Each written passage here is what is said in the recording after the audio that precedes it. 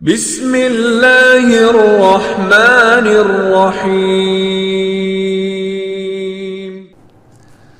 اللہ تعالیٰ عرش پہ مستوی ہے اور پوری کائنات کی تدبیر کر رہا ہے، ہر بات سنتا ہے، ہر لفظ سنتا ہے، ہر شے دیکھتا ہے، ہر ذرہ تک دیکھتا ہے، مشاہدہ کرتا ہے، اور کوئی چیز اس سے مخفی اور اوجھل نہیں ہے۔ معیت کی دو قسمیں، ایک ہے معیت عامہ اور ایک معیت خاصہ۔ معیت عامہ جو ہر مخلوق کے لیے، ہر مخلوق کے ساتھ ہے، جو عمومی معیت ہے اللہ تعالیٰ ہر مخلوق کے ساتھ ہے، یعنی ہر مخلوق کو جانتا ہے، ہر مخلوق کی بات کو سنتا ہے، ہر مخلوق کو دیکھتا ہے، یہ معیت عامہ ہے۔ کافروں کو بھی دیکھتا ہے، مسلمانوں کو بھی دیکھتا ہے، سب کے ساتھ ہے، کفار کے ساتھ بھی، مسلمانوں کے ساتھ بھی، باعتبار علم اور سمع اور بصر کے۔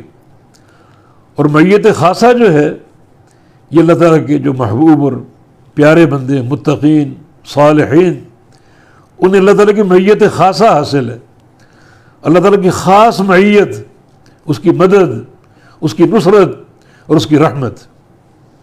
جیسے نبی علیہ السلام نے غار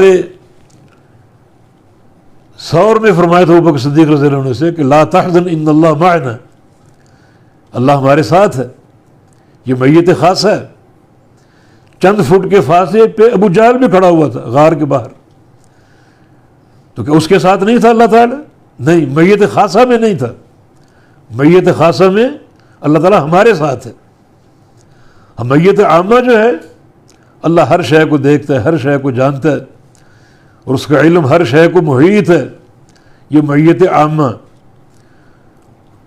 تو یہاں اللہ تعالیٰ کی معیت، اللہ تعالیٰ کا ساتھ ہونا باعتبار ذات کے نہیں ہے، اللہ تعالیٰ اس سے پاک ہے۔ باعتبار ذات کے ساتھ ہو کر کسی شے کو دیکھنا، کسی شے کو جاننا، کسی بات کو سننا، یہ مخلوق کا خاص ہے۔ اللہ تعالیٰ کا کمال یہ ہے اور اس کے شان یہ ہے، اتنی بلندی پہ عرش پہ مستوی ہے وہ، اور پوری کائنات کا احاطہ کیے ہوئے۔ تو جہاں بھی اس کی معیت عامہ ذکر ہوگی تو آپ دیکھیں اس سے قبل یا اس کے بعد اللہ کا علم ہوگا، اللہ کا سمع اور بصر ذکر ہوگا۔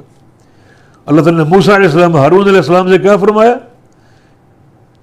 انی معکما اسمع و ارا، میں تمہارے دونوں کے ساتھ ہوں، تم دونوں کو سنتا بھی ہوں، تم دونوں کو دیکھتا بھی ہوں۔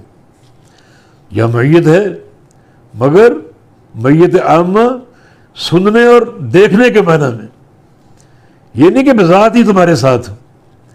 بذات ہی ساتھ ہونا اور ساتھ ہونے کے بعد وہاں کا علم لینا، وہاں کی باتیں سننا، یہ مخلوق کی شان ہے، اور خالق کی شان سب سے بلندی پر ہے، اور پوری دنیا کا احاطہ کیے ہوئے ہے، باعتبار ملک کے، باعتبار تدبیر کے، باعتبار سمع اور بصر کے، اور باعتبار علم کے، ہر شے کو جانتا ہے۔